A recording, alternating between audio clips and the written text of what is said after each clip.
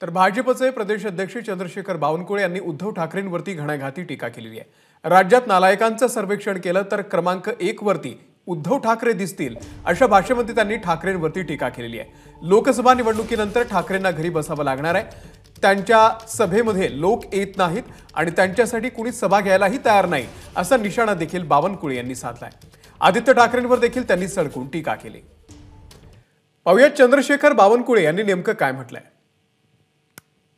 महाराष्ट्रामध्ये नालायक लोकांचं सर्वेक्षण, त्यामुळे सर्वात टॉपवर 1 नंबरवर उद्धव ठाकरे दिसतील।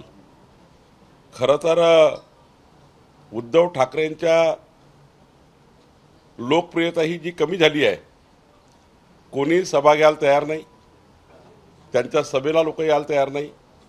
उद्धव ठाकरेंना ही माहिती आहे या लोकसभा निवडणुकीनंतर ते घरी बसणार आहेत।